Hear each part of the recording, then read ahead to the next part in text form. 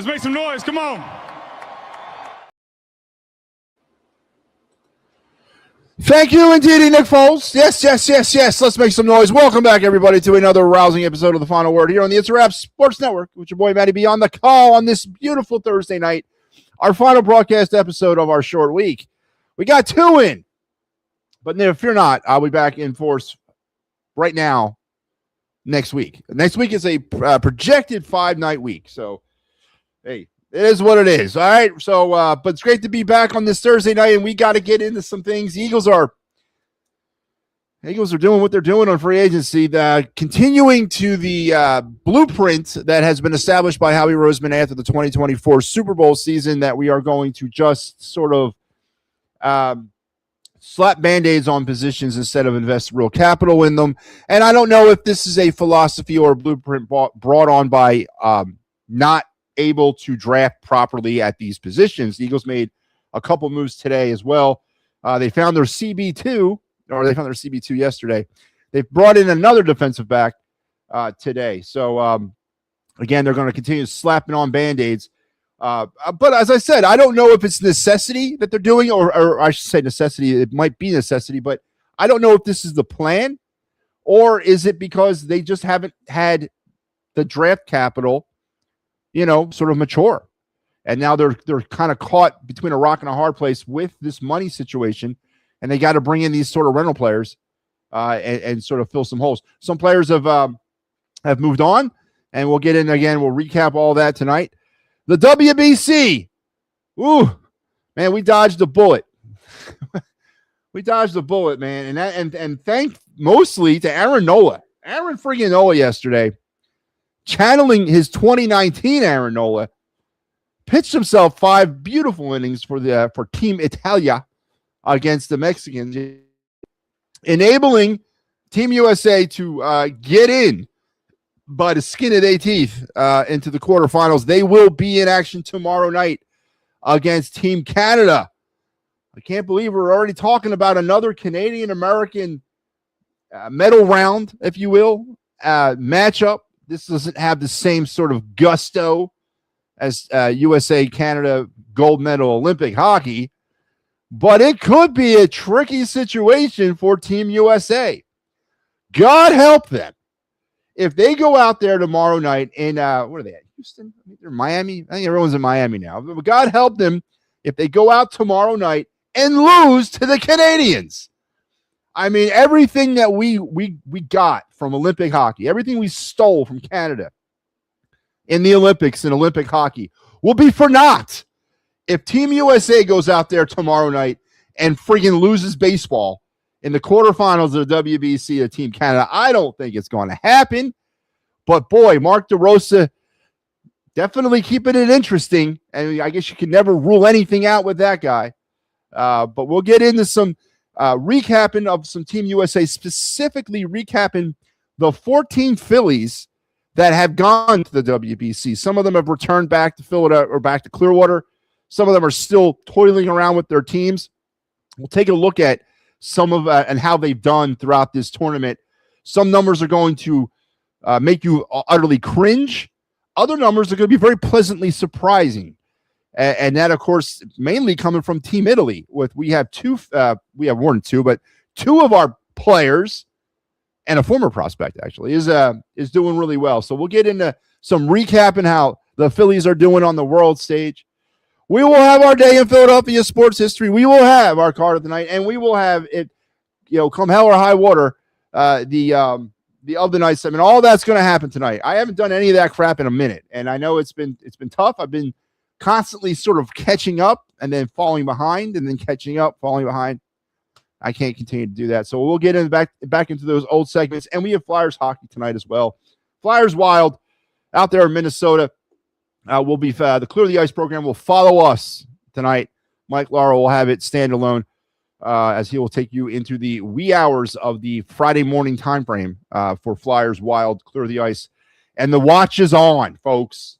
We made the announcement last night on this show, or I guess on the Clear the Ice in the part of the twofer.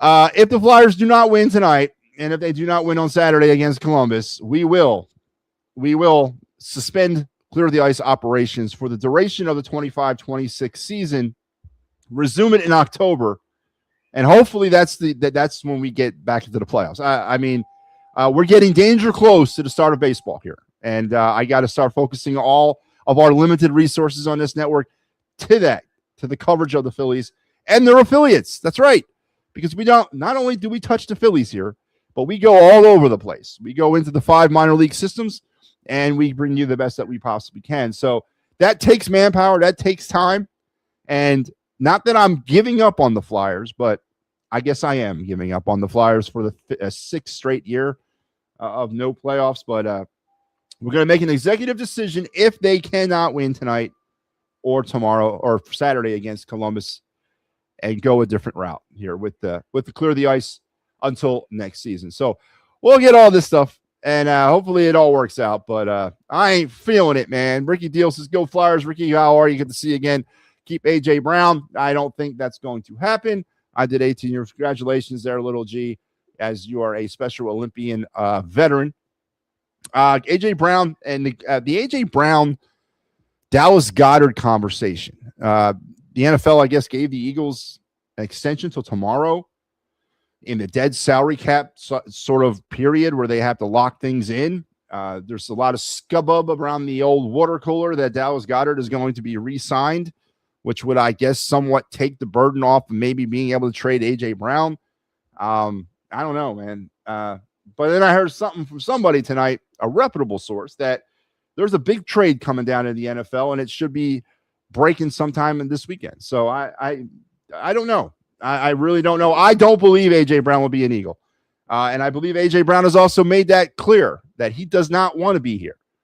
And if you're going to bring in a player that's disgruntled, a wide receiver that's disgruntled, have we not seen this movie before?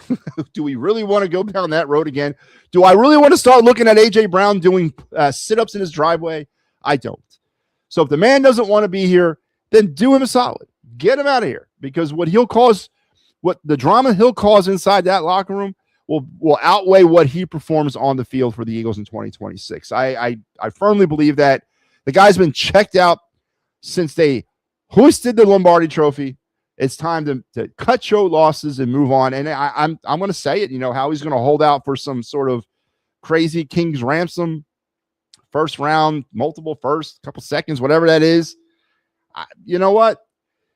If you're able to sort of kind of move him pre-draft, sort of like this is what I would do. In principle, make the trade happen, but post-date the trade for June 1st. Can you do that? Could you trade A.J. Brown in principle, but not actually have it become official till June 2nd? And could the Eagles receive draft capital in this year's draft for that trade? If they could maneuver that, and if that's a legal thing to do, I say you do it. And I'm not going to tell you to hold out for a first-round draft pick. I don't think A.J. Brown's worth a first-round draft pick. I don't think any team out there is going to give you a first-round draft pick. And for the team that he's rumored to go to, in the New England Patriots, you're going to get, the 29th overall? If you do get a first-round pick, you're essentially going to get a second-round pick anyway, because they're drafting way down at the bottom of the first round. So, I mean, if you're going to hold out for that pick, sure, I guess. But no one's going to give you top 10, top 5 draft capital for A.J. friggin' Brown. There's just too much baggage associated with him right now. And the teams that are picking in that top 5, top 10 range are not teams that A.J. Brown fits on. A.J. needs to go to a team that's on the fringe of Super Bowl glory. And there's only a handful of them out there. And all of them are picking down at the bottom end of the first round. So in that philosophy, yes, you can hold out for a first-round pick. But for all you Eagle fans out there who have some visions of grandeur that he's going to the Arizona Cardinals, he's not going to Arizona. He's not going to Vegas. He's not going to the Jets. Definitely won't go interdivision. He's going to go to a team like the Broncos, the Bills, the Patriots, the Rams, a team that's right there. So in that philosophy, I guess you could hold out for a first-round pick. I guess you could. But we'll definitely get into some Eagles talk tonight. Bruce Harper checks in. Bruce, what's going on, man? How are you tonight? Did I see Nola pitch yesterday? I feel he could be great this year. I most definitely saw Nola pitch this year. I'm not going to say Bruce, I don't know if I can go great with Nola. I don't think he's 6.91 ERA Nola. I think my range for Nola in 2026 was somewhere around a 4.25, between like a 4.05, 4.25 ERA. It all depends on two things, Bruce, in my opinion. Aaron Nola's acceptance of the fact that he's not 2016, 2017, 2018 Nola. His acceptance that his fastball is probably peaking right now at 94 miles an hour, and it probably isn't going any higher than that. But his acceptance of that and his acknowledgement and acceptance that if he can work the damn breaking stuff like he was doing last night, if he can get that curveball, if he can rely on that curveball or have confidence in that curveball, have confidence in the slurve, have confidence in his breaking stuff, and he can mix in a fastball from time to time, and he can do that, then yes, I think Nola has a huge bounce back season next year.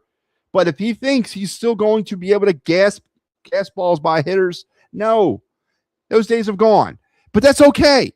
We've seen plenty of pitchers in the history of Major League Baseball, as they got older, adapt and start relying on some of their other stuff to be effective. And then you mix in that fastball from time to time when you have to. But if he can live with the breaking stuff and get the breaking stuff to work it like it was last night, which honestly, some of that stuff was up.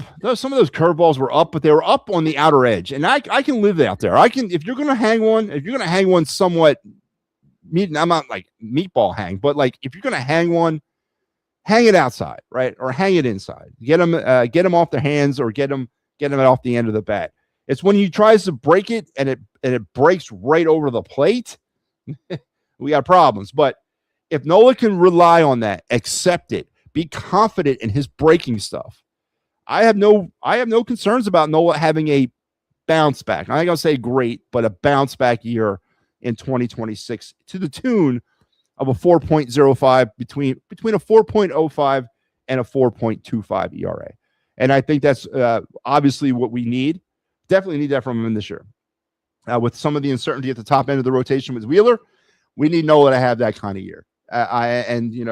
Sort of lean on that pitching much like we did last year. So, but I agree. It was great to see that. And then we're going to, in a minute here, we're going to transition and we're going to talk about all the players that the Phillies have sent to the WBC and how they've done. Some of them are still playing. Some of them are not. I wish some of them weren't. Bryce Harper. And we're going to talk Bryce Harper tonight. I don't know if he's wearing that not elite t-shirt underneath his jersey. He needs to take it off if he is, because he certainly is not playing elite. Bryce Harper stinks. Bryce Harper has had himself a terrible, terrible tournament. He looks about a half a mile too slow with his bat. They are literally chugging pitches right past him. Bryce Harper looks cooked. And I'm concerned a lot about what I've seen out of Bryce Harper. The other night against Italy, Harper with an opportunity with runners on, I believe it was first and second or second and third. They're down 8-5. Could have done some damage. And as he's walking to the plate as a pinch hitter, I'm thinking to myself, no, what are you doing, DeRosa? Don't put him in this situation, because all he's doing right now is looking at that fence. All they got to do is get him to swing at something down by his feet. And guess what he does? He swings at something down by his feet, and he lazily flies out to left center field. I am very concerned about Bryce Harper. That is the number one concern I have heading in so far offensively. What I've seen for the Phillies in 2026 is the lack of production from Bryce Harper. Have we been stuck? Are we stuck with this guy in now the down years of his career? And I don't want that, because he looks cooked. Absolutely toast out there. So we'll get into, again, we're going to bounce the numbers around with some of these guys, talk about how they've been, but I'm concerned about Bryce Harper. He's looked totally, everyone was up in arms about the DeRosa comment the other day about, hey, we're good. We beat Mexico. We punched our ticket. We're going to the quarterfinals. I let the boys sit in the locker room until about 4 a.m, drinking beer, talking baseball. Players were crawling the next morning. No problem. I'm going to put Goldschmidt in for Harper. I'm going to sit Buxton. I'm going to sit Cal Riley. I'm going to sit, the whole group. When I saw that lineup for the Italy game, I was I was like, whoa, what is this? But then when I saw Goldschmidt or Harper, I was like, okay, because Harper's been giving you nothing in that 2-hole in that lineup. Absolutely nothing. Providing no protection for Aaron Judge. And Aaron Judge is still having a great tournament. Kyle Schwarber's having a fantastic tournament. But Harper's providing nothing in that 2-hole for Team USA. Do you move Harper down and potentially move, say, Gunnar Henderson up, or even maybe move Cal Riley up to that 2-hole? I don't know. But they may have to adjust that lineup if they're dead set on playing Harper. Because I have massive confidence issues in his ability, now that we're in one single game elimination mode, to come through in the 2-hole in that lineup. And I'm massively concerned about that. But we'll get into that later. Yes, the phone lines will be open tonight. Ricky Deal, Michael Papernick, what is good? What is good? Good to see you.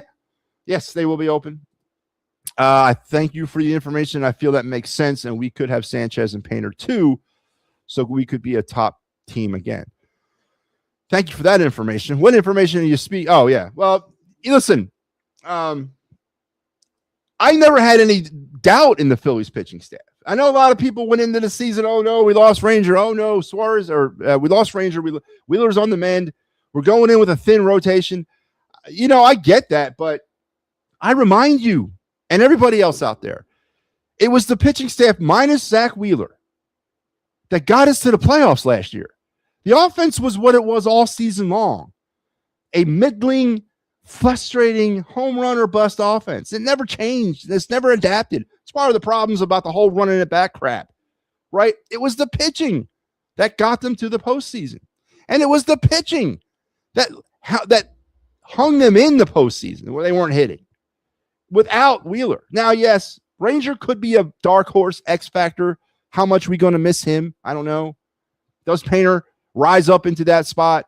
Does he get that opportunity and fill that void left by Ranger Suarez? Can Taijuan Walker? You know, I don't think he can do it, but does Painter replace Suarez? I guess is the big question there, but I'm totally fine with the Phillies pitching. That's never been my problem. My problem's been the offense. And I'm totally cool with it. Absolutely totally cool with it. And then the Luzardo extension, right? They just signed Jesus Luzardo to a, what's that, 5-year deal? Yeah, I'm all right, man. Yeah, I guess it all really does hinge on Painter, though. If he can develop, we'll be okay. If he can't develop, we might have another problem. But right now, I am not looking at pitching as a problem for this team. I really ain't. And I think on paper, they had the best pitching staff in the National League East. On paper, they have a top 3 to 5 pitching rotation in all of Major League Baseball. And I don't think that's even debatable. Honestly, don't. Where it comes debatable is the offense. They're a bottom half team in offense. And that's where the real concern is. And it still is there. I feel you're right about Bryce. Yes, like a baby and is not a superstar anymore, but I hope he can fix his problems. Yeah, well, we'll see. We'll fight. I feel Del Rosa should manage Ilias said Team USA is just as a commentator. Listen, I know he's been under a lot of pressure, and I know he's been trying. He's been praying to God, praying, please. I would imagine that the one man around this country last night who was tuned into every pitch of that Italy-Mexico game was Mark DeRosa, because I know he knew if they could not have gotten into the quarterfinals, he would never live that down. There would be a swirl of controversy following him around the rest of his life if they did not advance. Now he's got a second chance, right, to kind of put all that behind him. I don't believe for 1 second he was taken out of context. I believe absolutely he thought they had clinched because he allowed them to do certain things that night after beating Mexico. He allowed them to celebrate like they had done something, which then limited his ability to play some players the next day. And the pitching rotation, starting Nolan McLean, who is possibly on his way to being maybe the next face of Major League Baseball, but that's not now. And that's not on this stage. And that's not what a AAA pitcher who burst onto the scene in August of 2025 should have been put in. He should not have been put in that position.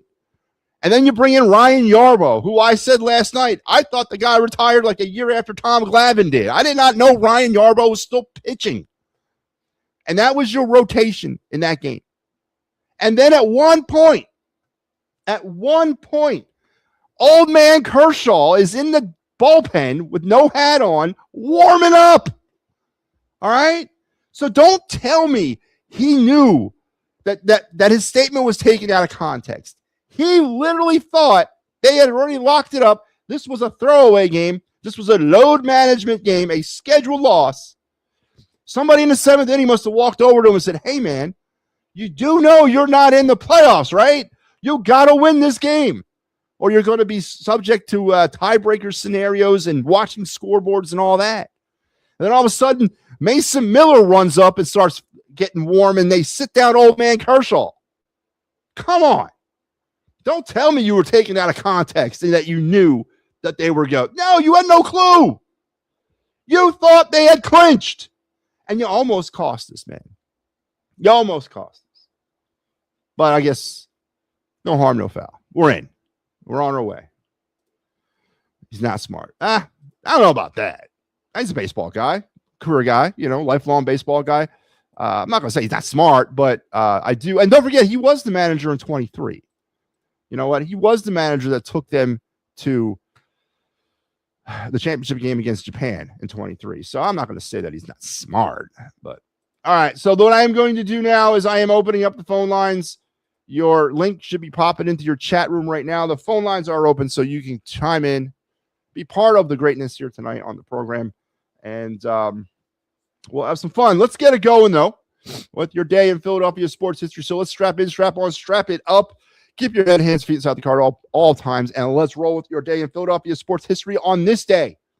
In 1997, for a brief moment, Allen Iverson had bested the greatest basketball player of all time, Michael Jordan. Allen Iverson was enjoying his Rookie of the Year season that year, his first in the NBA. He had one of his more recognizable moments in the NBA, baffling Michael Jordan with his signature ankle-breaking crossover to sink a contested shot from the top of the key. Though the shot was irrelevant, the Sixers' eventual 108-104 loss to the eventual world champion Bulls, who finished that season at 69-13, it was definitely Allen Iverson's coming-of-age moment and his arrival as potentially one of the elite superstars of the National Basketball Association. It is a very widely seen play. We all know what we're talking about. That crossover was something that Allen Iverson just perfected.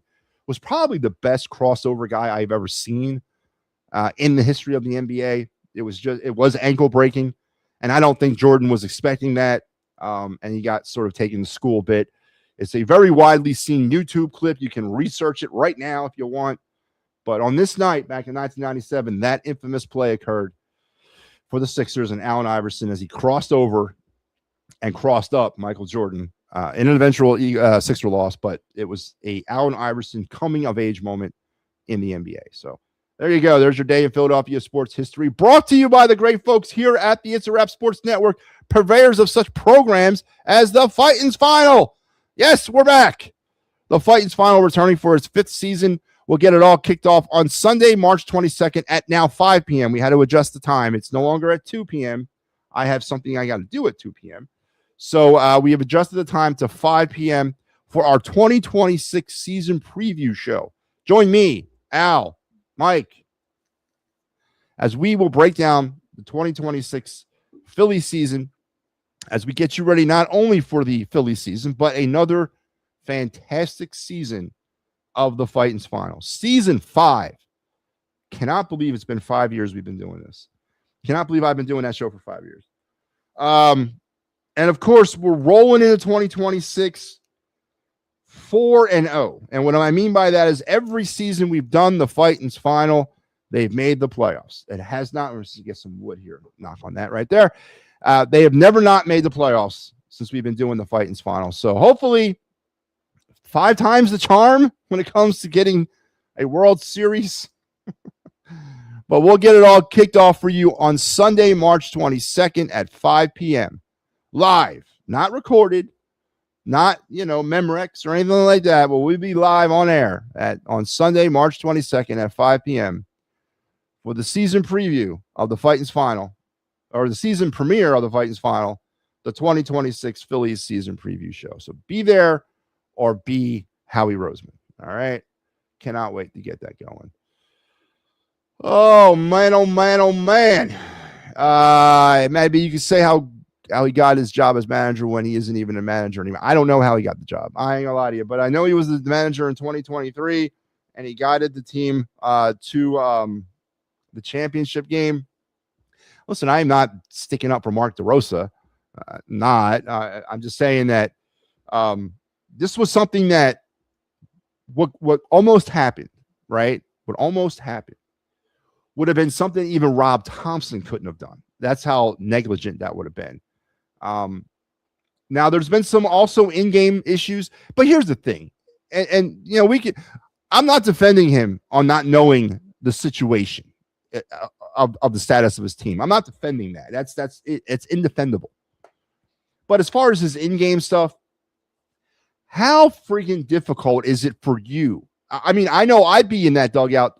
My face would be plastered inside of a binder. I'm trying to manage a lineup that features Bobby Witt Jr., Gunnar Henderson, Bryce Harper, Kyle Schwarber, Aaron Judge, Cal Riley, Bryce Terang. I'm trying to manage this. How the hell do I manage this lineup? What am I? How the hell do you do that? Right? Now, I guess some of the things maybe you could look at sort of his support staff, the pitching issues, the rotational flow, Andy Pettit as your pitching coach. I mean, maybe you can look a little further there.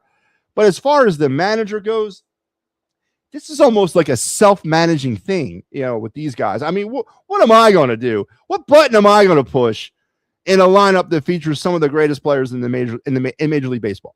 What the hell am I doing? Now, maybe I could affect it negatively, but I sure said it'd be hard for me to affect it positively. It really would be.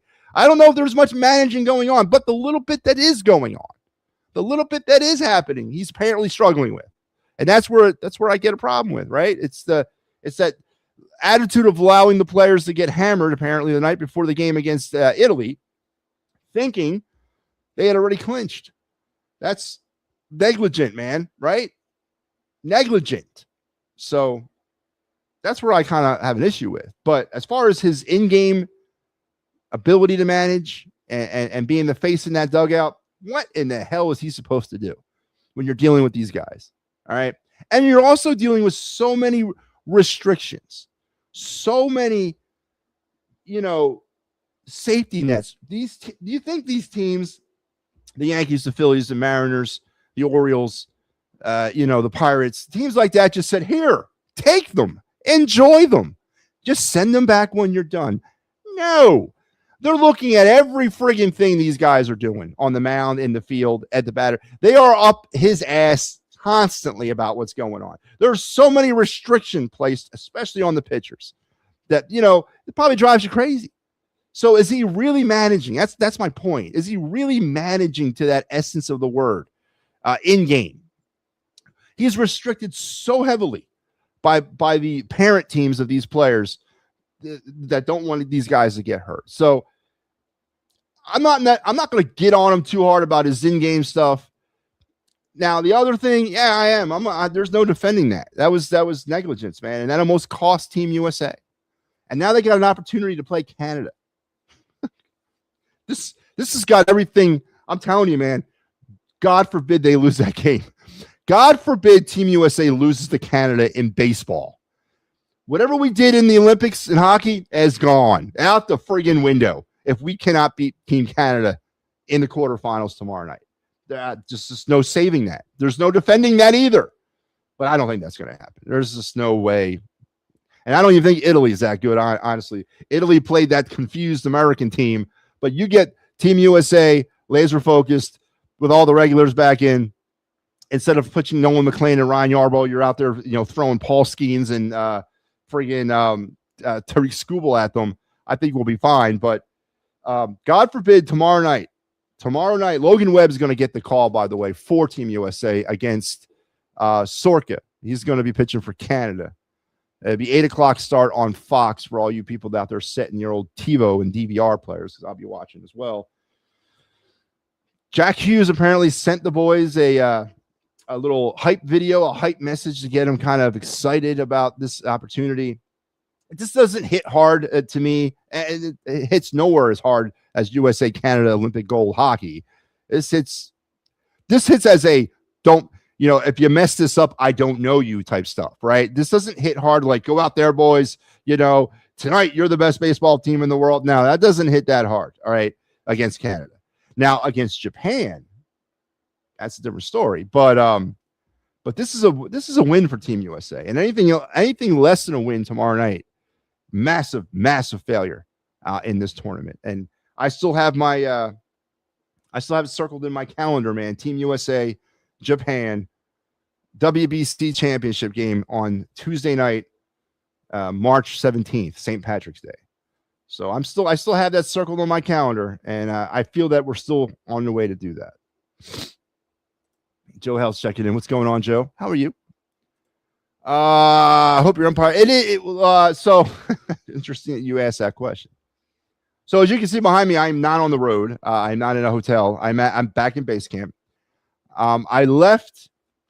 I guess I did about maybe a total of 13, 14 games over a course of about 2.5, 3 weeks. Was out on the road this past week. Came back home the other day. Got in about 14 games at various levels. I had the opportunity at the high school level to work with Joseph Contreras. I don't know if you guys remember who that is. It's a 17-year-old pitcher from Team Brazil that pitched on Friday night against Team USA, ended up getting Aaron Judge, grounded in that double play. Well, I had his last game as a high school pitcher prior to him coming to the Classic. And it was an amazing game. He threw 92 pitches throughout the game. His fastball was touching 98. It's a very, very easy game to call. Extremely easy game to umpire. That pretty much umps itself, right?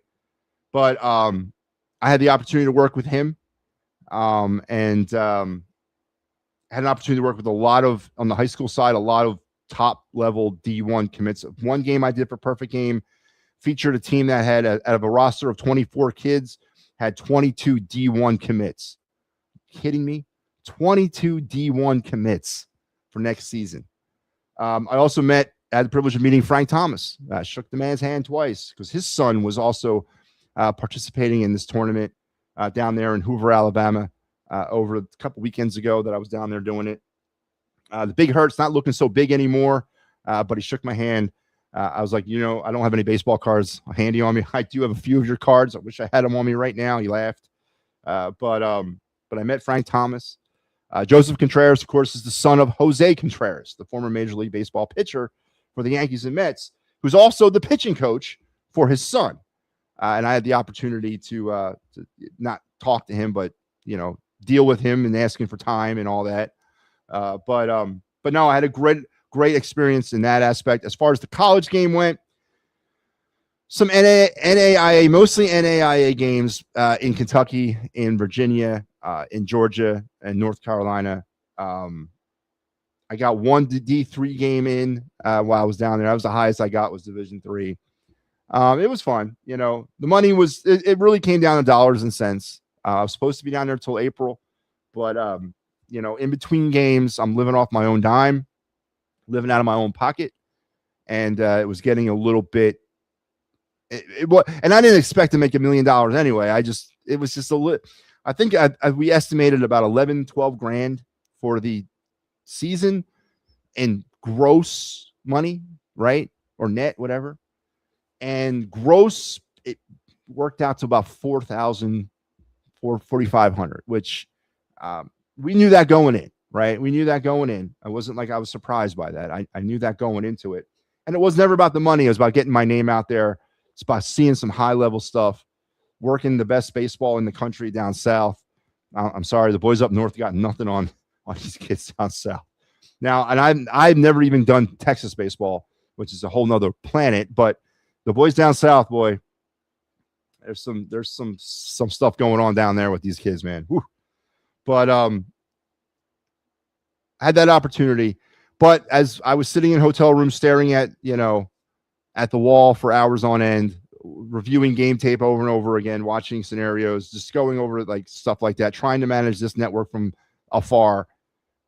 Yeah, me and the wife just came to the conclusion that it's time to go home. So I called up my assigners and said, listen, I'm sorry, but it's just not working out right now to where the games aren't filling in as fast as I thought they fill in, because I expected some games to fill in.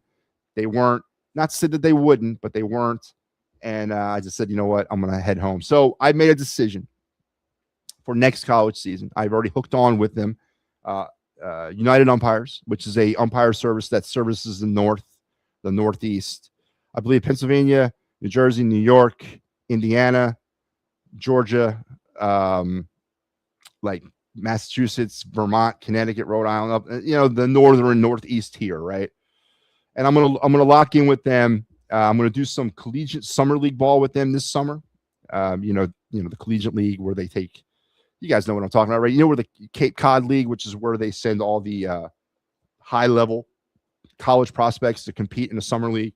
They have these leagues scattered all throughout the country that these kids go to for the summer, get some extra reps, get some extra looks from scouts. These are all returning college players. These guys are coming back, next season.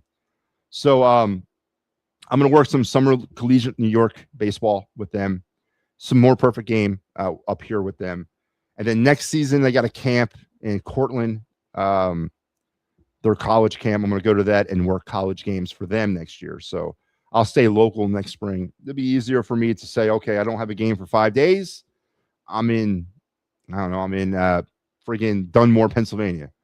All right, I'm going to go home for a few days and then come back out. You know what I mean?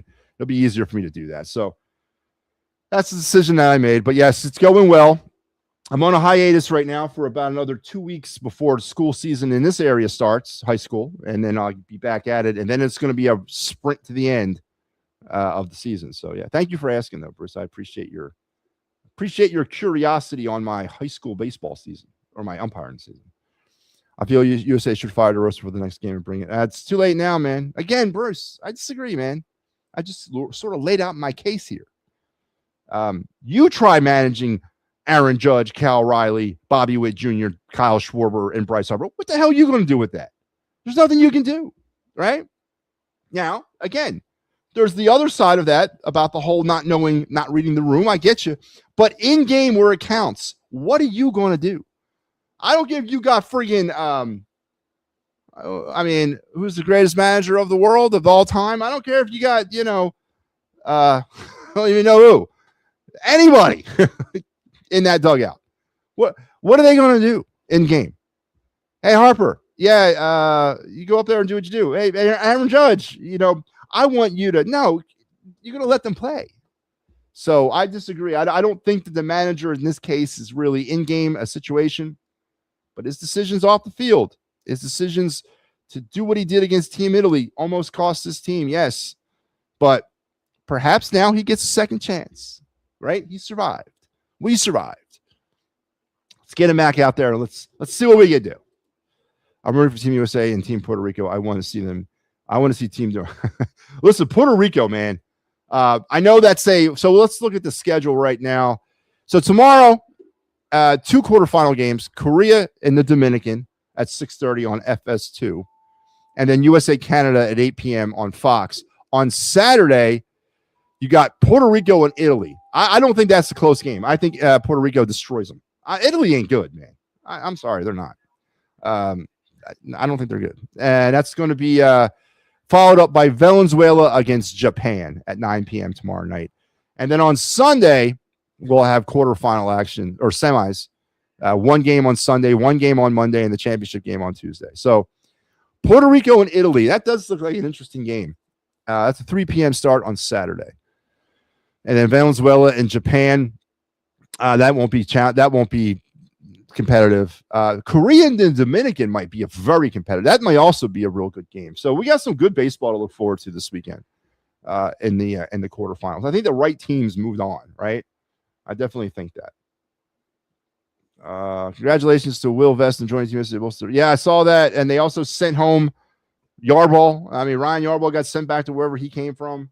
Tariq Skubal I don't know what side of the coin you come out on this, and I don't know who you believe, but allegedly he's been granted permission by the Tigers to return if needed in a championship situation. So I don't know if you believe that. I don't know his pitching rotation schedule down in Lakeland.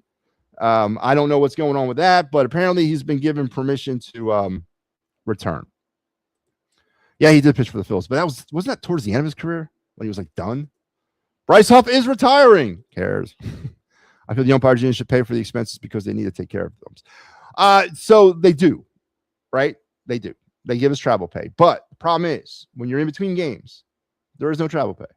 All right. So I came from 1,000 miles away to work games down south. I'm an anomaly there, right? And that's not normally how people do it. You usually live in the area. You go off, you do your games, get your travel pay, then you go home and you wait for the next game. I wasn't doing that. I chose a different route, but that was that was me doing that. That was my own decision to get my name out there. There's a risk involved. We don't have a union at the collegiate lower level. There is no union for us. We are pretty much, we're just like the players, man. We're trying to get seen.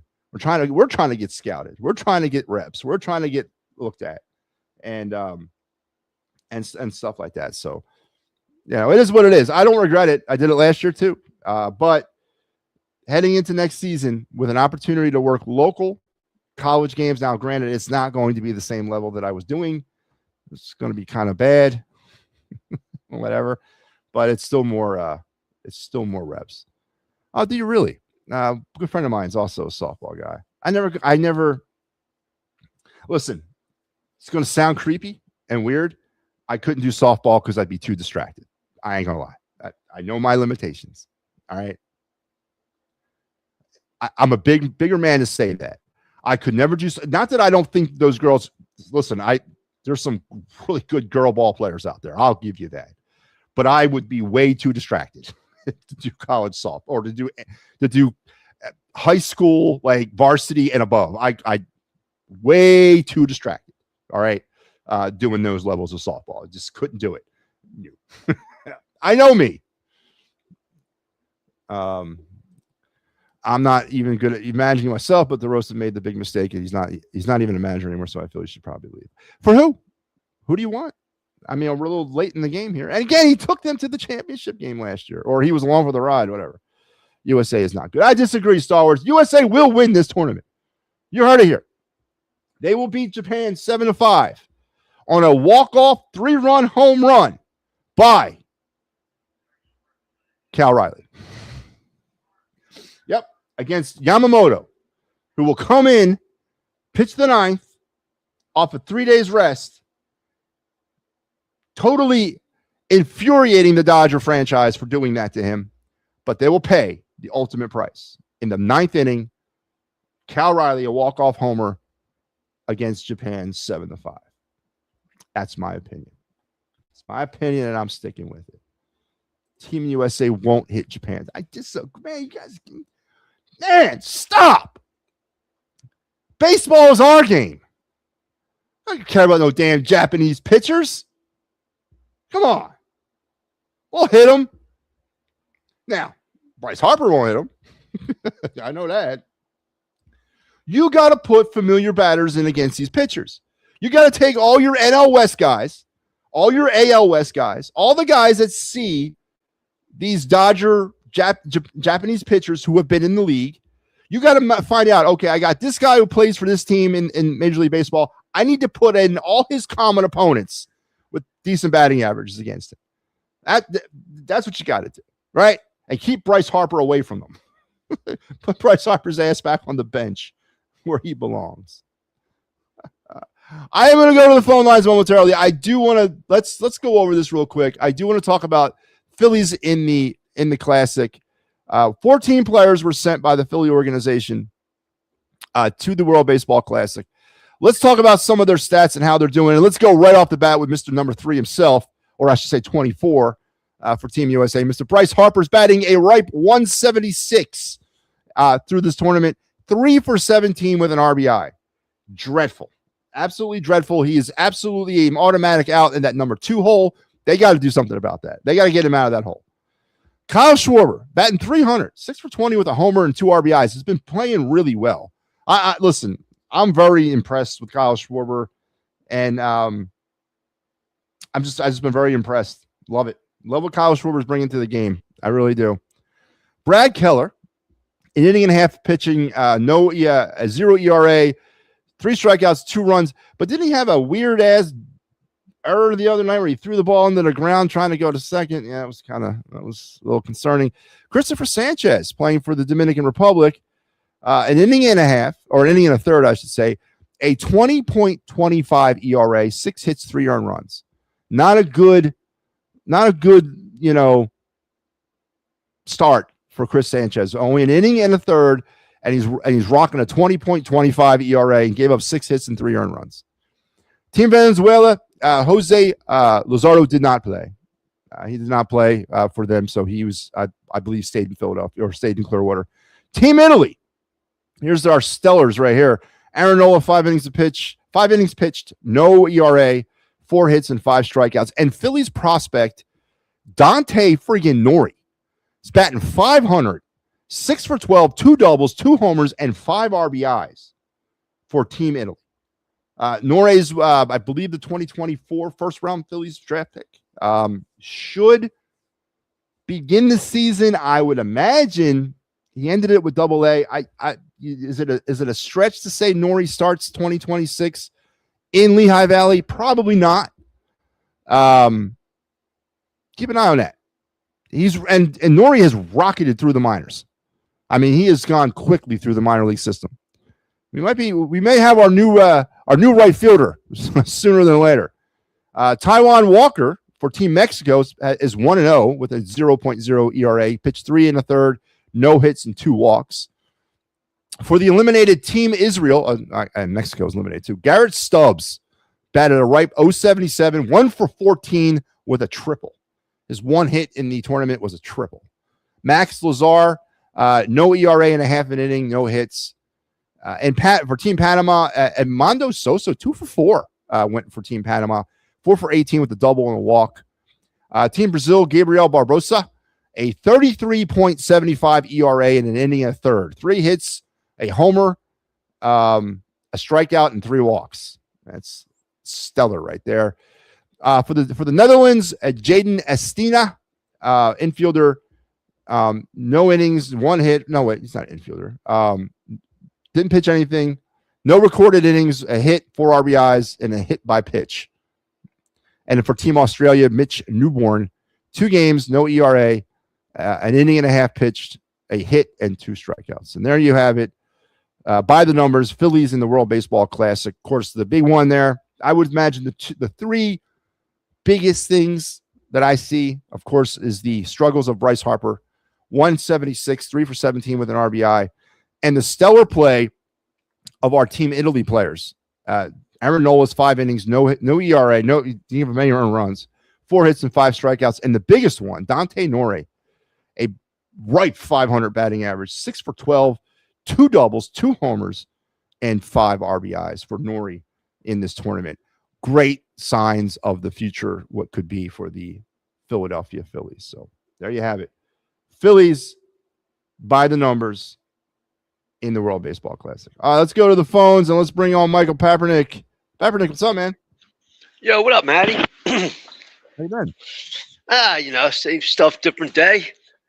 So I'm at work. I'm at work in a classroom, and this teacher's got this thing hung up, and it says, "If you were granted 3 wishes, what would they be?" And I've been sitting here for like 10 minutes just looking at this thing. Wish 1, Robbie's fired. Wish 2, Sirianni's fired. Wish 3, both of them won't be in Philly after the next season. Those are very plausible wishes and very popular ones too. Now, here's what I want to talk about. What do you think about the Luzardo signing? I like it. I do too. For a couple reasons, Papernick. One, pre-CBA problems, right? So we locked him in. No, we don't have to worry about the CBA messing that up, right? Also, it provides a little stability to that rotation. beyond 2026.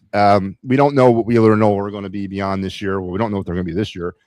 And we don't know what Painter's going to be beyond this year. So you got to try to, at least on paper, lock in some sort of rotation, right? And they've done it. So you got four pitchers you can somewhat trust and believe in for 2027.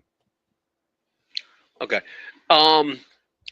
What's that tell you? What they gave him, what they thought about Ranger? Now, my opinion. Now, I'm gonna give you my opinion. You can give me yours. I think they didn't want to give Ranger the money because of his injury. He's injured. He ain't reliable for a full season. Because he basically got the same contract, except what? Ranger got 7 years at 137, something like that. Yep. Now, you know who's going to be the big winner out of this? Christopher Sanchez. He's licking his chops. Yeah, but he's got like 3 years to go until he's eligible. They signed him to a contract. It was a small contract. That's what I'm saying. There's like 3 years left on that deal. It would be 2 years after the end of this year. Yeah, but here's the thing. What was he, second or third in Cy Young this year? Yeah, I know. But you want to cash in on that right now. Right now, I want to cash in on that. You know what I'm saying? Yeah, I think he does. That's what I'm saying. He's the one who's going to be the winner. If it ain't during the season, it's going to be after the season, either right before the CBA, or he's going to get a big. He's going to get around I'm thinking 180. So you think the Phillies are going to sign him to an extension at some point during the 2026 calendar year? Maybe it could be. I mean, if he's pitching really well, say he's hitting July, and he's like, I don't know what, say 7-1, 8-1, 10-1, 10-3. What do you? I mean, come on. And he's looking at Luzardo, who didn't even come close to what he did. Yeah. He's salivating, man. You don't think Sanchez got knocked around in the World Baseball Classic? Yeah, we understand that. I get that part. I get that. I don't worry about Sanchez. I think he's going to be fine. I think he'll be locked in when he needs to be locked in. I think this is more just like. As far as your Luzardo take and your Ranger take, I agree. I think it's the same situation that really kind of plagued what's his face, Nakobe Dean. The talent's there. It's game changing. It's steady. It's consistent talent. But the problem is you can't rely on it. Availability is the best ability, right? And right now, both of Sanchez's availability is a question mark at the best, right? Yeah. Now you brought up Nakobe Dean. I would have signed him. Here's why. Yeah, absolutely not. Well, here's why. I don't. Is Zach Braun after this year has 1 year left on his contract? Is Zach Braun brought back after this year? If they need to, you know what I mean? If he's making a high amount of money, he might be a casualty if you don't want to, If Jihad Campbell can develop into an everyday effective player, and then I think that they can get at least one step forward from Trotter next year. One step forward, not fully developed, but if they can get some improvement from Trotter, then I think Braun is a cap casualty next year. Yes. Okay. But now you go to Jihad Campbell. Now he's out again. Yeah. I know. I get you. I get you. So that's what I was getting at. It wasn't like Nakobe had a knee injury. You see where I'm going? That's what it was, and I get it. But when he was on that field, he made a difference for that defense. Now, absolutely. Now, I'm not. Look, Blankenship. I think Cooper DeJean sliding to safety. I think they'll get themselves a slot guy. I think he's going to be the new. He's not Brian Dawkins. He's not Troy Polamalu. He's not Ed Reed. All that. What I mean is like he can do what them guys do. Like they're like an extra defensive back out there. You know what I mean? He can cover just like that. He just can't hit like them guys. That's all. But he's a ball hawk. He's got a little more Ed Reed in him, I think, than any of them because he's always around the ball. I disagree. I think they don't. I don't think Fangio is going to do nothing with Cooper. I think he's going to leave him in the slot. I don't think they're going to move him to safety. If they would have moved him to safety, it would have been done last year. There was a need for him to go to safety last year when we lost Makuba and we were struggling. in that position. They would have done it last year. They didn't. So I don't see Fangio doing that. I don't. I'm not saying that you're wrong and that he might not be effective as a safety. And at some point, he does go to safety, but I don't think under Fangio he does. What do you think about bringing Gardner Johnson back?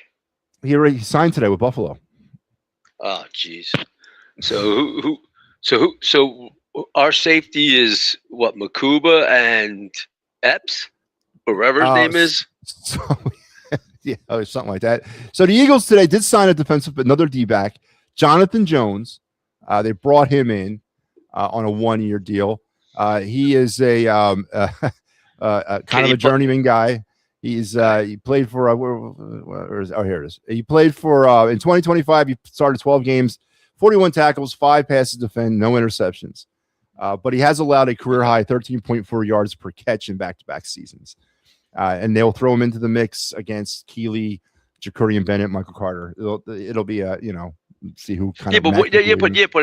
But our defensive backs are going to be Quinton, it's going to be Quinyon Mitchell and Reek Wooten. That's 1-2 right there. Yep. Your third guy. That's what I'm getting at. I'm saying I'm wondering if he's going to slide him back because Hart played the slot up with the Jets. Mm-hmm. Can Jones play the slot? You see where I'm going? I wonder if they're going to think about that. That's honestly, what I'm getting out. That's probably what they are. They're probably thinking about that for safety's sake, pardon the pun. But I honestly don't believe that we're going to see Cooper DeJean as a safety under Vic Fangio. I think it would have already happened. I do. And they're going to continue this. They're going to continue cycling safeties in and out. Mac McWilliams is a name that we don't talk about much because he never got on the field, right? Obviously, he was a 3rd-round pick last year, a high draft pick. They need something from him. He needs to step forward. I don't like the way how he's running the defensive backfield. I also don't like the way he's running tight ends. I don't like this Band-Aid, CB2. Okay, another year of 1-year guy. Hopefully he works out. We got a whole mishmash of other guys competing for jobs. We're just going to cycle people in and out. I hate that.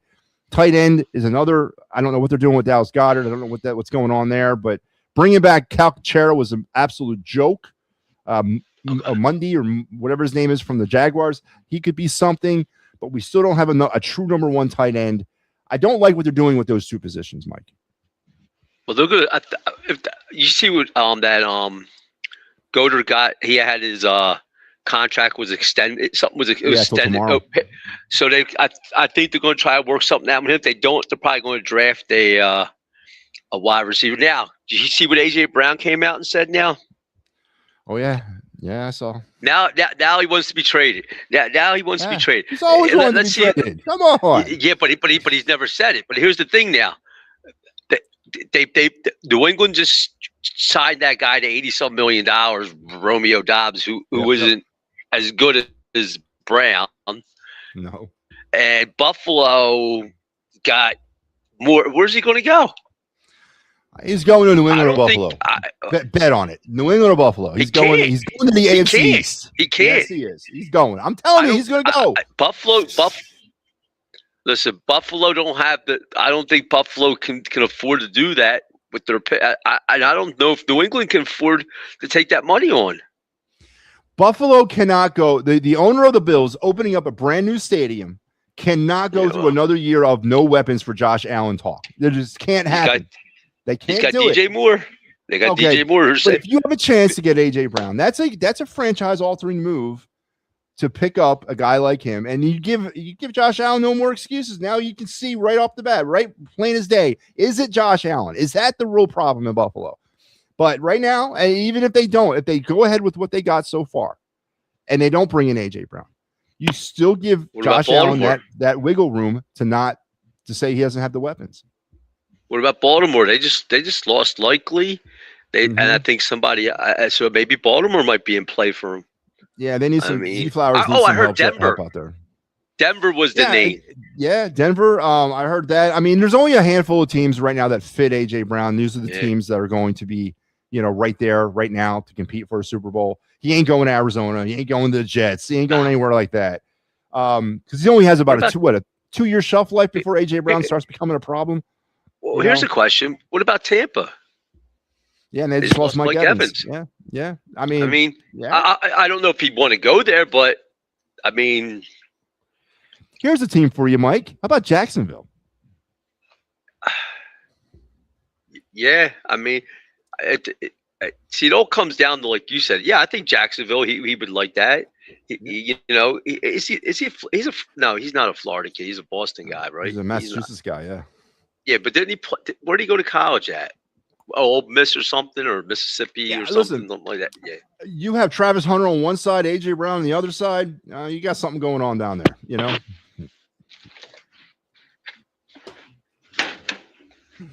So I don't know. What was that, Matt?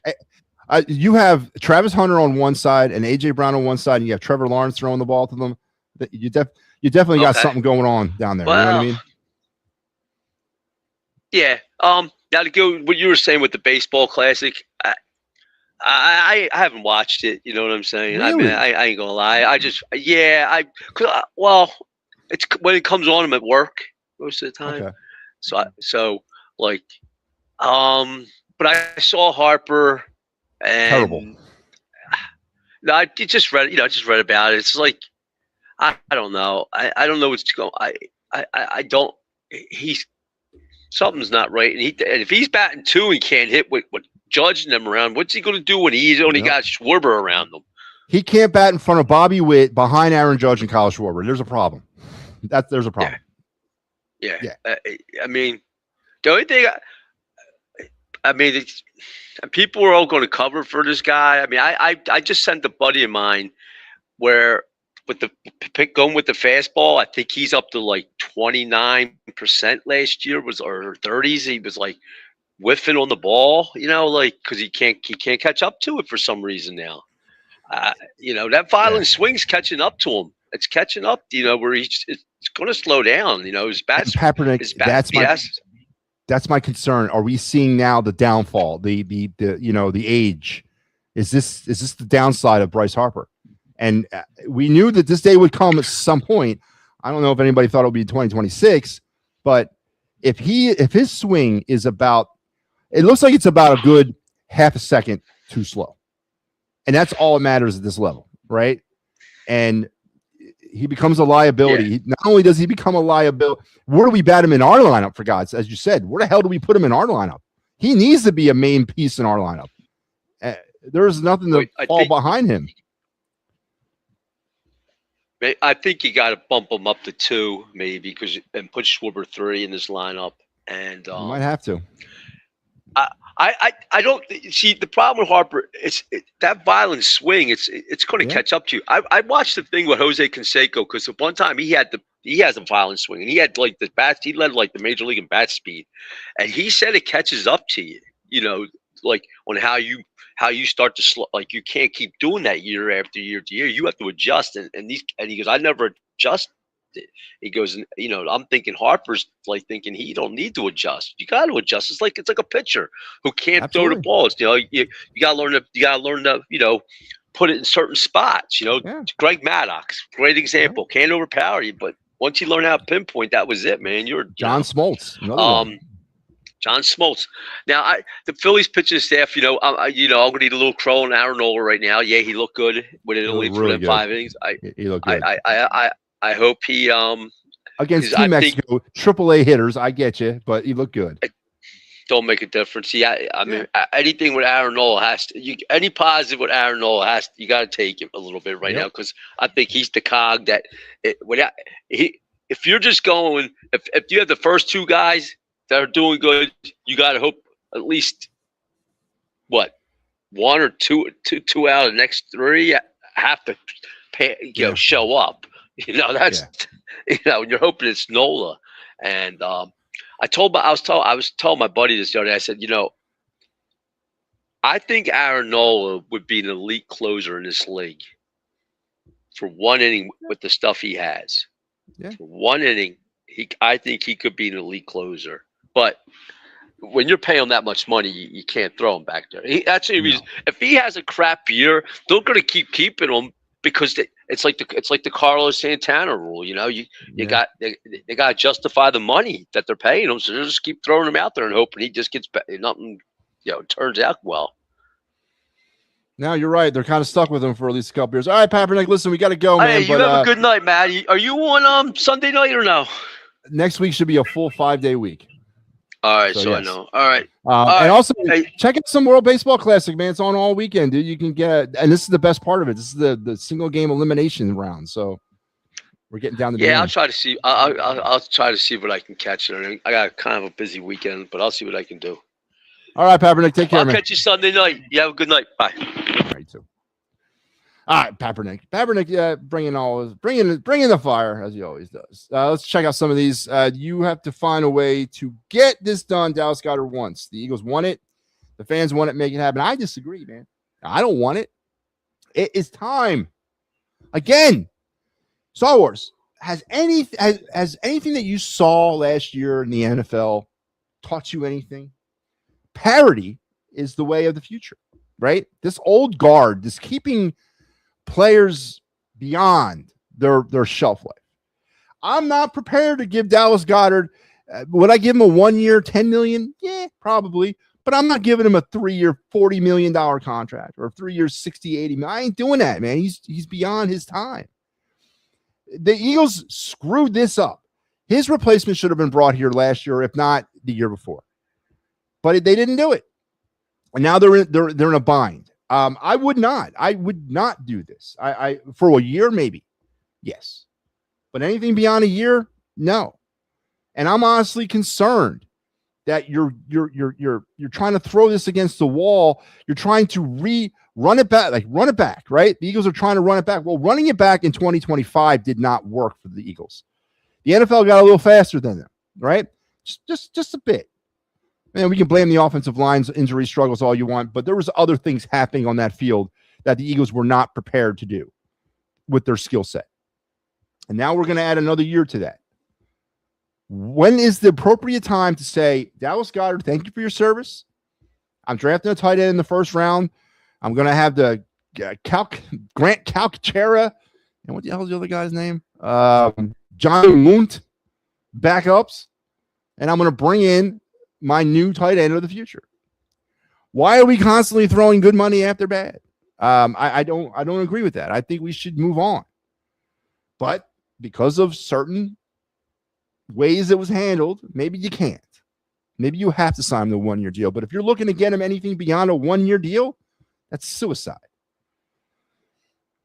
We got to stop caring about Dallas Goedert's. We got to stop caring about the names. It's the Philadelphia freaking Eagles, right? These players come and go, the team stays. And trying to run this back. And I know everyone's trying to keep the old guard here. Goedert had a great year last year, but that was the first year in about 3 years that he went through the season pretty much injury-free. I mean, there's no guarantee that won't crop back up again. We got to think smarter than this. I understand the instant gratification of a known commodity, but we saw it last year. A lot of unknown commodities around the NFL took that step. The Eagles I hope that they're not operating off of 2017, 2018 NFL philosophies, because the philosophy in this league has shifted. And we saw that last year. That's the only way I can say that the Jacksonville Jaguars went from a 14-loss team to a 14-win team. That the New England Patriots went from a 14-loss team to a 14-win team. The philosophy has shifted. It's about drafting really good and developing, something that the Eagles have not traditionally been good at. So trying to bring back the old band, I'm not buying it, man. Not buying it at all. So this is going, yeah, well, they're out. So absolutely fire Sirianni and Thompson. Amazing. Sirianni Thompson should be fired. Yet Nick Nurse and Takis aren't mentioned. Nick Nurse needs to be mentioned, along with Daryl Morey and Elton Brand, the world's wealthiest welfare recipient. I don't know what the hell Elton Brand does, but Rick Tocchet, I'm not cutting bait on him yet. Not yet. Ravens can trade for AJ. They could. Yeah, they could trade for AJ. And again, the Ravens fall into that category of team that fit AJ Brown, right? A team that's on the perennial cusp of competing for a Super Bowl. Yeah, there are a handful of them out there. I don't care. AJ Brown won't be an Eagle. Start of the season. I don't think he will. All right, back to the phones. Here we go. Joe Hale's been patient. Joe, what's up? I just want to make this quick. 2 questions. Thoughts on Chase Utley going to the Phillies Wall of Fame, and Good why? point. Glad you're bringing that up. I think it's outstanding, and I think they waited 1 year too soon. I think next year, I think Chase Utley is a slam dunk to get into the Baseball Hall of Fame. I think he's going to get there next year, and I think they could have waited a year and done a joint induction into the Phillies Wall of Fame, Baseball Hall of Fame, and a number retirement ceremony all in one. Okay. But I'm totally okay with it. Absolutely. I think it should be Dan Baker first before Chase Utley. Yeah, I disagree. Dan Baker, but Dan Baker's still active. Sometimes he's not there all the time anymore. Yeah, but he's still the voice of the Phillies in game. I mean, come on, you can't do that. I hear it. No, he deserves it. But Chase Utley is long overdue to go into that Wall of Fame. It should be the guy that pitched a perfect game, and Cole Hamels. Oh, Roy Halladay? He's already in there. Who pitched the perfect game? Cole Hamels He pitched a no-hitter. in Chicago. No-hitter. He should be in there. Yeah, he should. And he will. The whole 08 team should be in there. They will. They're J-Roll's in there, right? Chase Utley will be in there. Probably Ryan Howard next year. Yeah, they're making their way through it. Be patient, Joe. Victorino's already in there. Is he? I didn't know that. Yes. Be patient. Don't forget, it's also, I think, they take into consideration the amount of time you've been retired, and it's sort of like a line you get into, and you sort of have to wait your turn, I think. There's no doubt in my mind that all those 08 players that were instrumental to that era, Howard, Utley, Rollins, Hamels, I guess I don't know why I wouldn't have put Victorino in there, but I mean, if you're going to put Victorino in there, you're going to make a case for Jason Worth to go in there. Victorino, honorable mention for that spot. Yeah, but I'm saying those guys will get their due. They will, but they got to wait their turn. So you're wrong about what? You told everybody that the square was going away on baseball. Yeah, I'm not wrong about that. No, it's not. It's still there. In the WBC, it's there because they don't do ABS. No. In Major League Baseball, you won't see that graphic. I was watching a spring training game today, and it was talk to me on March 26th or March 25th. Then you tell me. All right. Because NBC 10 said they were going to have it on there. Well, if they're going to go ahead and do it, but I was under the impression because of ABS, and it was an announcement. I think Fox made the announcement, ESPN made the announcement. They were no longer using the in-game box because of ABS. Okay. I'm glad, and I hope they all get rid of it. It's terrible. Terrible, Joe. I think you're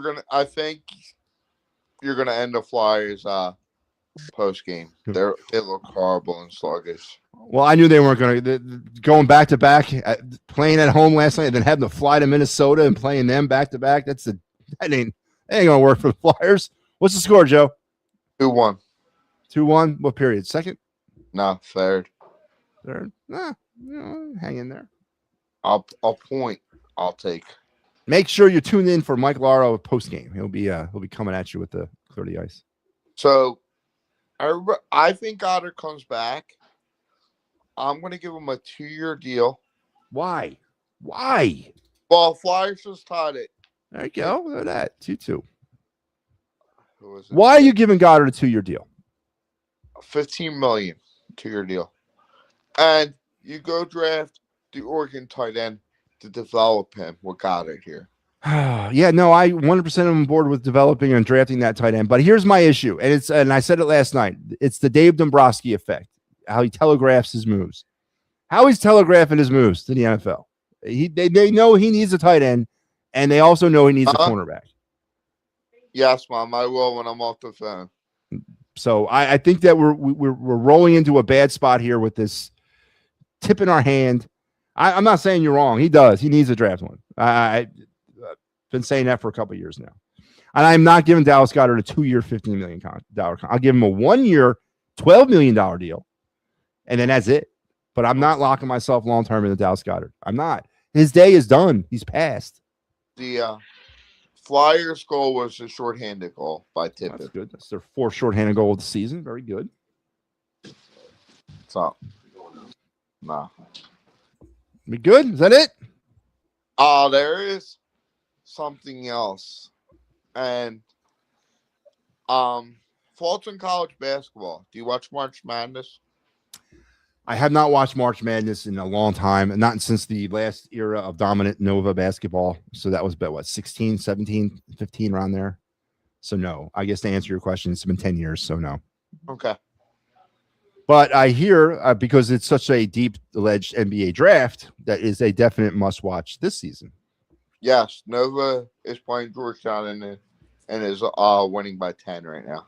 That's in the Big East championship, right? Or Big East tournament. Yeah. Well, I know Nova's coming. They're fighting their way back into relevancy, and they hopefully will make it into the dance again this year. It'd be nice to see them there. Maybe if they get in, I'll watch.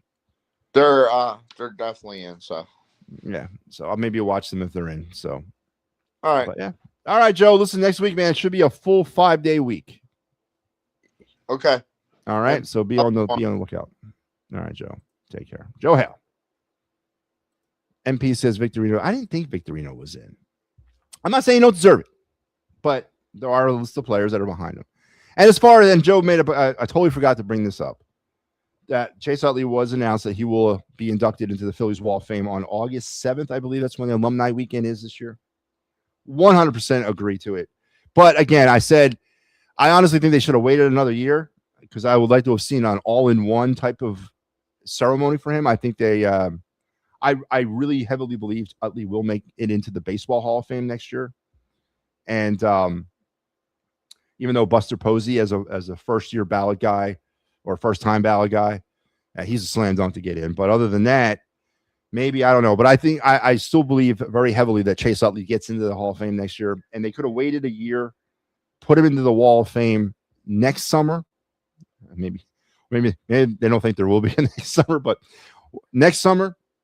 And then retire his number all in the same night. I think that would have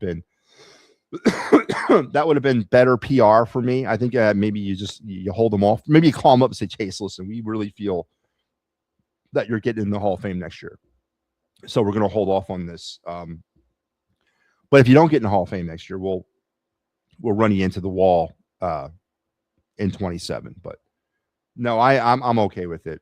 Chase Utley, the greatest second baseman ever play here. Top 10 second baseman all time in the history of Major League Baseball. Is that a claim that can be made about Chase Utley? It probably would be an easier claim to make about him if he hadn't lost about 5 years due to those injuries. Perhaps you could make that claim a little bit easier. But if we're talking top 10 second baseman, I think you could definitely argue down there 7 through 10 range. I think you can. And I think if he would have stayed healthy, then you're talking Ryan Sandberg territory with him, honestly. And I totally believe his injuries, cut away a good portion of his career. And that happens sometimes. But no, 100% agree with the Phillies' decision to put him in the Wall of Fame. Was wondering what was taking so long anyway. But no, totally agree with that there, guys, and Joe Hale. So there you go. But yeah, so we went over some of the Phillies in the World Baseball Classic. We talked about in brief. So let's go over what the Eagles have done thus far in free agency and all the adds and the losses. They've, of course, Reek Woolen, the cornerback, 1-year deal. Jonathan Jones signed just a few hours ago, a cornerback, 1-year deal. Johnny Munt, the tight end from formerly of the Jaguars, a 1-year deal. Taquan Graham went under the radar a bit. Signed a 1-year contract. Jordan Davis was extended. Grant Calcaterra was extended. Landon Dickerson was extended today. They renegotiated and restructured Michael Carter II's contract. They also signed Braden Mann. 4-year deal. The punter got a 4-year contract by the Eagles. And of course, Jalen Phillips gone to Carolina. Nakobe Dean gone to Vegas. Reed Blankenship gone to Houston. Joan Donson gone to Atlanta. Sam Howell, barely knew you, gone to Dallas. Joshua Uche is now a Dolphin.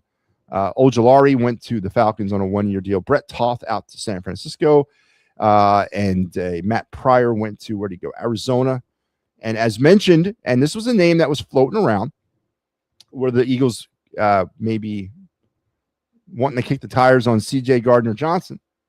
Well, the Buffalo Bills jumped in tonight, and they signed GJ to a 1-year deal worth about $6 million. So there so far was what's happening in Phillies or Eagles free agent land as we get into our free agent season. Went over some of the Philly stuff. I haven't actually, you know what? I have not even been watching Philly spring training baseball. I've been so focused on this damn tournament. I haven't even really watched Philly's preseason or spring training.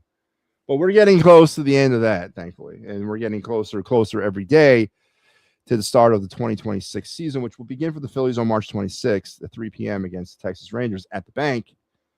I guess you could pencil softly in Christopher Sanchez versus Jacob deGrom. I guess you could pretty much go with that as the opening day matchup. Baseball will kick off officially on the 25th of March with one game. They're going back to the way it should be. No more of this, let's have a 3-game series in Korea or Japan and then have another week left of spring training and then start the season. No, we're not doing that no more. I'm glad they're going back to the standalone game on the day before everyone else plays. And then on the 25th, I believe it's the Yankees and the Giants will kick it all off. And then everybody gets it going on the 26th. But, and the earliest start date, this is the earliest start date to an MLB season in the history of Major League Baseball. And yes, for all intents and purposes, that ridiculous box is gone. Gone. It will not be part of your broadcast. And if NBC 10 is stupid enough to bring that, first of all, here's the problem with there's a lot of problems with that friggin' box. But it's going to be debunked right between if you put that box up and it contradicts what ABS is saying, it's going to be an issue. It's going to be discovered as the fraud as it was always, right? So it's suicide for a network to put that box up with ABS this year. It's suicide. I mean, if you want to segregate some pitches throughout the game and show them that, say, batters or pitchers or catchers did not challenge them and just segregate that pitch and show it in your box, that's fine. And a replay type thing. But you can't, as a network, it's not reputable to stick that box up anymore when it's going to probably contradict ABS. So I know ESPN and all the major markets or the major networks are not using the box anymore. They're not. They have ABS. So if NBC 10 does that, and I didn't hear that or see that. If they do that, suicide. That damn thing sucked, man. I hate that box. Was the worst innovation since the lightning or the lighted puck that they did for 1 year back in when remember when hockey was on the Outdoor Channel or the Versus Network? Remember that? Going way back when. Or was that still ESPN? I don't know. But do you remember that? The light puck? And yes, we do have the Field of Dreams game in Iowa against the Twins at some point this year. Girardi and Curran say Philly is waiting until after June 1st to deal A.J. Brown to avoid a massive cap hit. Girardi says second and fourth round pick would get the deal done. I asked this question earlier in the show. Can you post-date a trade? Right? Could you actually trade A.J. Brown in principle before June 1st and get return on him for this year's draft, but not have the trade become official until like June 2nd? I mean, I guess it really wouldn't work that way because, I mean, I guess technically it would, right? You could make it work because if, say, something happens, then whatever you traded to the Eagles in, say, draft capital, if it was, say, a first round or with second or fourth round pick this year, those players would default back to that team, right? I mean, is there a way to do that? Someone needs to tell me. Somebody needs to do the research and let me know. Can you post-date a trade in the NFL? Because that would solve the Eagles' problems of trying to get some capital for this year's draft in the A.J. Brown deal and not be destroyed by the cap hit. But more than likely, as Star Wars said, and I kind of believe this, I don't think AJ will go until after the June 1st. AJ Brown is not going to be an Eagle. He's not an Eagle this year. There's just no way they're going to put up with that. And now AJ not only said he wants to be traded, but he shut down Adam Schefter for saying that the trade window is closed and AJ staying put and everything is fine. He retorted that by saying basically keep your mouth shut. Don't jinx me. Don't be spreading around that bad juju. I went out of here. So AJ Brown is about as good as out of here, man. It's a matter if they can capitalize on this year or next year for that trade. But all right, we've motored through a lot of this.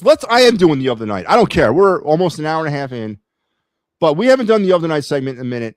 So let's get into the other night. We're going to get back to the MLB draft as we're getting closer. I mean, we're not really that close, but we're into the throngs of the college baseball season. And we're also about ready to start, depending on where you're at in the country. In some places, high school baseball has begun already as well. But for the majority of us living here in the Northeast, the high school baseball season will get going at the end of the month. So we're going to revisit the MLB 2026 draft. We're going to talk prospects. We've done, I think, one last week, and we're going to do our second one tonight. So let's get you back in the MLB draft mood and with the other night segment.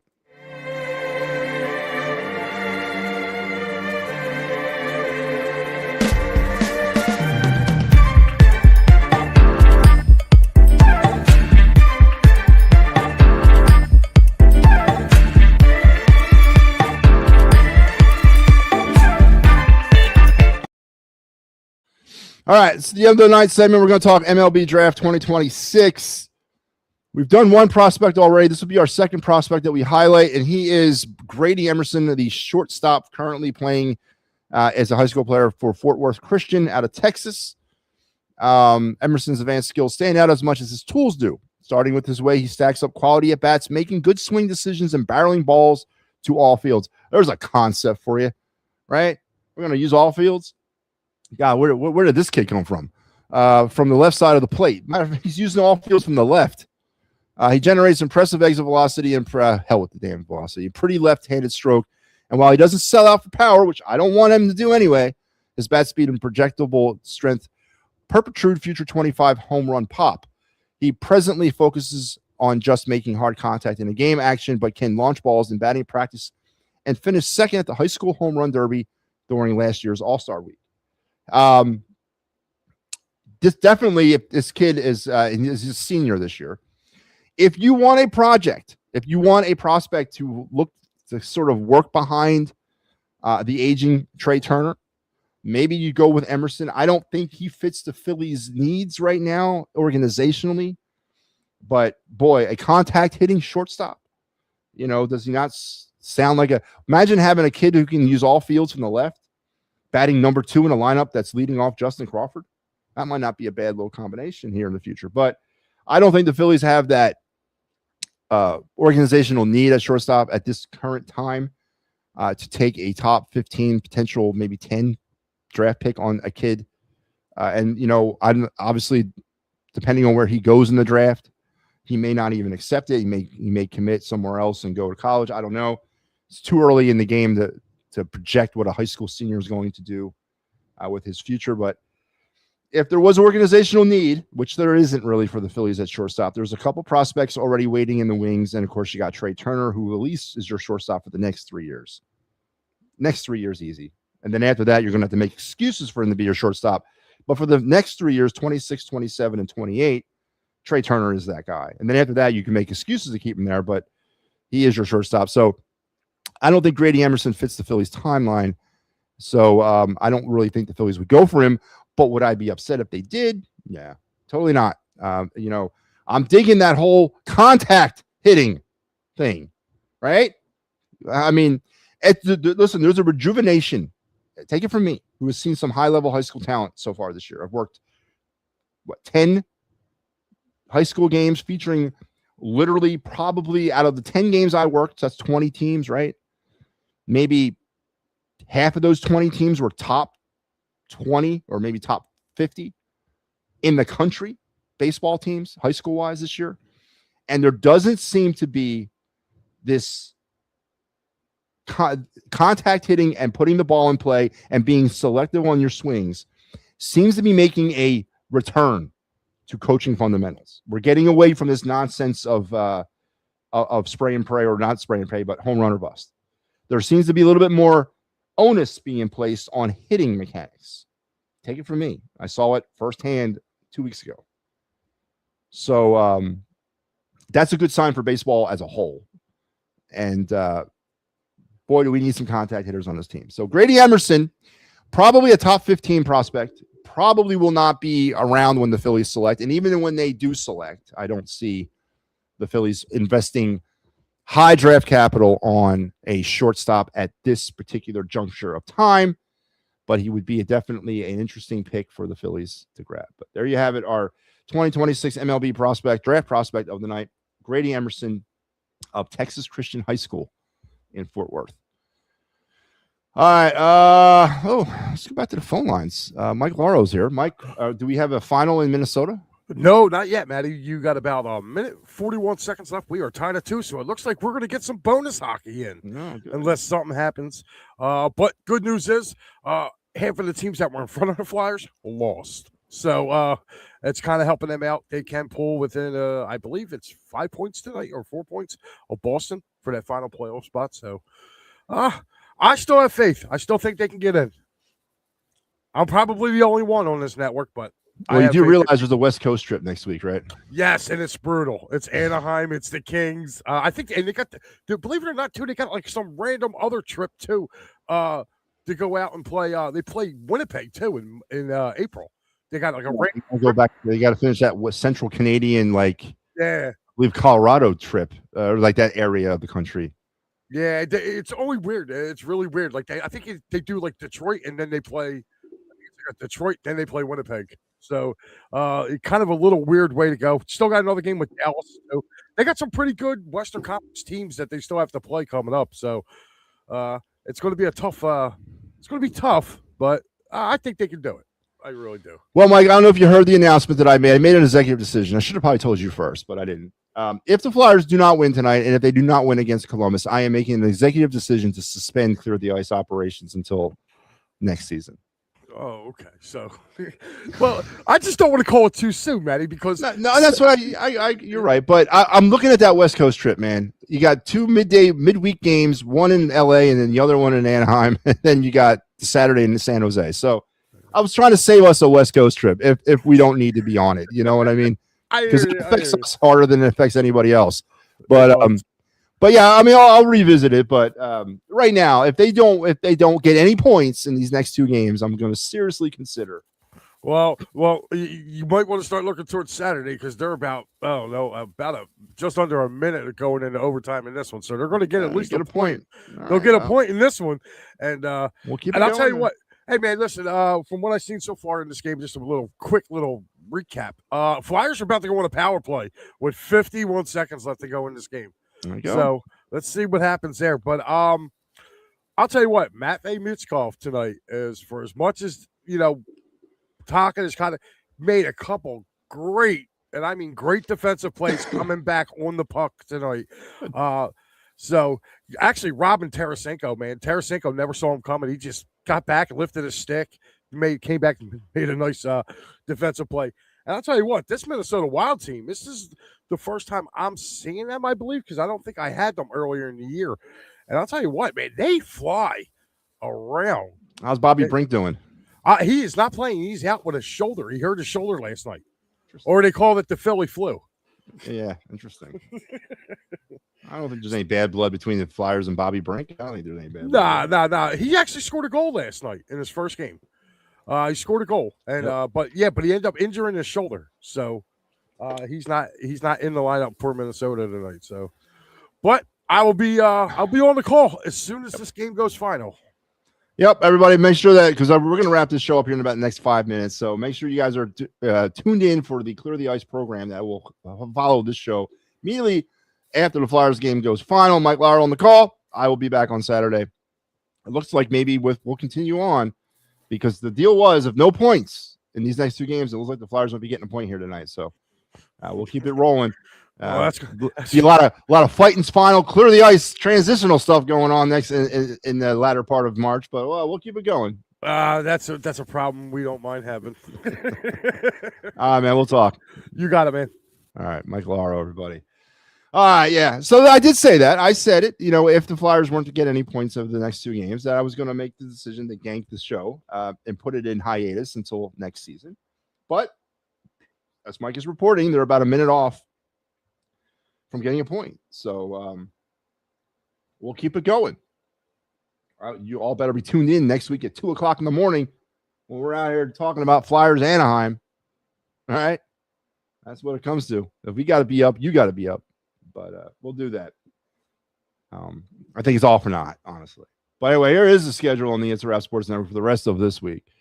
Tomorrow night, the Philly Friday Frenzy makes its triumphant return after a 1-week hiatus, as Big Al will be back in the seat, recapping all that was in the Philadelphia sports scene and all that will be for your weekend. So make sure you're tuned in. And then on Saturday, the best of the week of the It's a Wrap Sports. If you missed its first broadcast showing throughout this week, it'll be replayed beginning at 8 a.m. on Saturday morning. And then we'll intermittently stop it at some point on Saturday evening. And we'll have Flyers, Blue Jackets, Clear the Ice. I will be on the call for that one. And then on Sunday morning, Philly AM Sports, and I'll be back with the final word, hopefully for a 5-day show week next week, starting on Sunday at our normal time, 9 p.m. But remember, MattyB and the final word are wrapping up its 9 o'clock time slot. We'll do next week at 9 p.m. But then starting on March 22nd, which is a big day here on the network, because that's also the day that we're going to start the Fight's Final again with our preview show at 5 p.m. The final word with MattyB will move back to its summer home at 10 p.m. So starting on the 22nd of March, we are be moving back to 10 p.m. Sunday through Thursday. It's in order to keep the buffer there between the Phillies and my show. So we'll be going back to 10 o'clock, which we'll hold until hopefully there's a parade down Broad Street for the world champion Phillies. Oh man, I can't believe I got to strap that on. I mean, listen, don't get me wrong.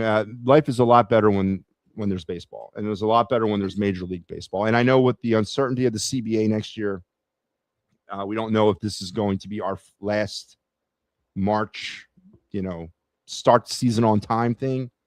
And I know there's some fear there, and I fear too. And obviously you want to take advantage of it. And it sucks that we are back in this position again, with a potential another work stoppage coming. I really don't know why baseball can't figure it out. I honestly don't. And I know the sticking point is the salary cap. I don't agree with the salary cap in baseball. I don't. The strong survive. Only the strong do survive. And if you don't want to be a winner, if you don't want to be a contending champion, then continue to lose, right? Simple as that. Nobody should mandate you to come within a threshold of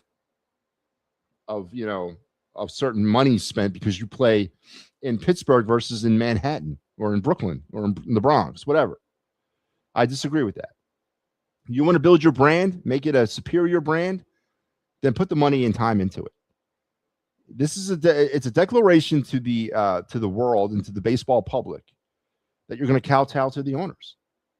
And I kind of get it. The players are millionaires, the owners are billionaires. I understand that. But it's a game.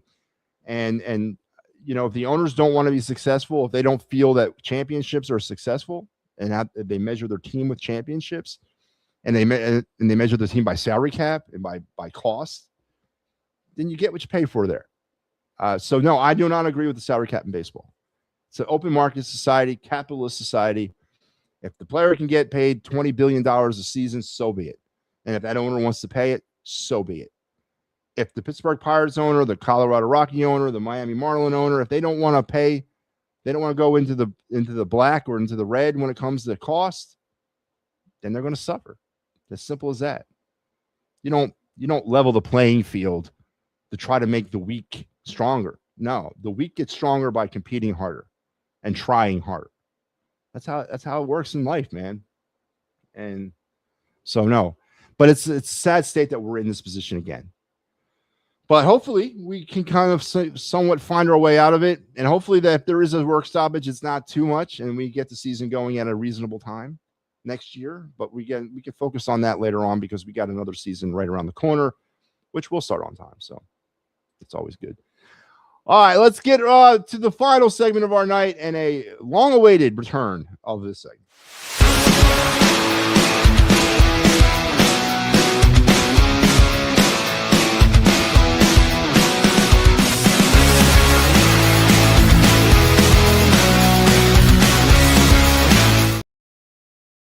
Yep, that's right. Our baseball card review segment has returned for a triumphant return here on the program. It's been a minute since I've done this.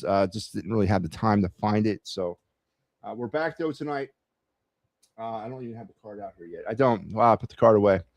Wow, that's how bad it is. But I do have the graphic. We'll show it to you, and we'll talk about it. So this is a card that I actually came about a few weeks ago, right before I left to go on my little sojourn of umpiring back in mid-February. I went to a card show and was able to trade 2 2026 cards. That's right. Now, maybe I got hosed. I don't know. I think I might have done okay with this. But I pulled, and I think we profiled one of these cards that I traded on a past episode of the card review. It was one of my Roman Anthony rookie cards that I got. I think it was his Titans of the Game card and another maybe Stars of MLB card from Roman Anthony, both rookie cards of 2026. And I ended up trading these 2 cards for this 1 card. And there's a certain risk involved in that, I understand. But the way I looked at it, I traded a unknown variant in Roman Anthony for a known variant, a card that I know will continue to go up in value as the years continue to fly by. And I'm not saying Roman Anthony's won't, but right now you can make these kind of trade because Roman Anthony is an unknown commodity at this point. He's got a lot of potential and a lot of ceiling, but he's sort of an unknown commodity. So I went ahead and I pulled the trigger on this deal, and I acquired this card right here. It's the 2025 Topps Finest rare silver checkerboard Paul Skeens card. Now, this card is in, it's not been graded. The one I got is not graded, but it is in pristine condition. I probably will get it sent off to be graded just to see where I am. Right now, as a raw card, this is about a $25 value. As a PSA 10, it projects somewhere up in the $2,000, $2,500 range. So I'm going to go probably get this thing graded and see where I am. I sit with it. When I saw it, I was able to make that deal. These are again, Paul Skeens is a card that no matter what year it is, you go ahead and you try to make a deal for it. And I thought the asking price of 2 Roman Anthony rookies at this time was a reasonable offer. So I took it. It's pretty cool. It's I love the checkerboard variant here. There's multiple checkerboard variants of this card out there. This I have one of the rarest ones. It's sort of like a unabridged, I guess, variant of the checkerboard. And again, as a raw card, this card is about $25. But as a graded PSA 10, it's somewhere in the $22,000 range. So I went ahead and I pulled the trigger on it, and I'm happy with it. So pretty cool looking card, and it is now mine. And I did have it out, but I must have put it away, so I don't have it to show you. So here it is. In theory, there it is. But yeah, I have it, and there you have it. There's the MattyB card return or card review making his return on the program tonight. So that is going to do it tonight. I want to thank everybody for tuning into a very short week, but yet a productive one. We got a lot of stuff handled. We got caught up, I guess. Big time weekend heading into your sports purview tomorrow. WBC knockout rounds commence tomorrow night. Team USA will do battle against Team Canada in a quarterfinal matchup of the WBC. God help Team USA if they don't beat the Canadians in baseball, and God help that. And if they don't, it completely takes away any luster of what we did to the Canadians in hockey at the Olympics. So we'll see how this all works itself out starting tomorrow night. Eagles continue to make the moves. Are they the right moves? Are they Band-Aid moves? Are they moves that fit the timeline of the 2026 NFL season? Or are the Eagles operating off of a past philosophy that does not work anymore in the NFL? Biggest story in the NFL for me in 2025 was the parity. was the rise of the small and the stagnation of the powerful. Are the Eagles still operating under this outdated philosophy, or was this just a glitch in the matrix in 2025? Because that's been explored quite a bit as well. Was this not the future of the NFL, but more of a glitch? But a lot of talk about retaining older players, known players for the Eagles, versus maybe getting younger and getting a little bit more innovative. The Eagles have decided to get innovative with their coaching staff on the offensive side of the ball. Are they trying to get more innovative with their players? The two biggest names still kind of hovering around the Eagle free agency right now are Dallas Goedert and A.J. Brown, and whether or not they'll be here. I don't think you re-sign Dallas Goedert. If you can get him for a 1 year, $12, $13, $14 million deal, yeah. But you don't lock him into anything more than that. And A.J. Brown needs to go bye-bye. So we'll wait and see how this continues to play out. The NFL draft is bearing down on us as well. So we're getting in, of course, the MLB season. So we will resume this conversation on Sunday, but I'll be back on Saturday for your Clear the Ice Flyers and Blue Jackets, and then I'll see you again on Sunday. So until then, you guys have a great rest of your week and a fantabulous weekend. I'll talk to you again on Saturday night on Clear the Ice. So stay tuned also for the Clear the Ice, as it will follow me as soon as the Flyers game in Minnesota goes final. So until we talk again, I'm out of here.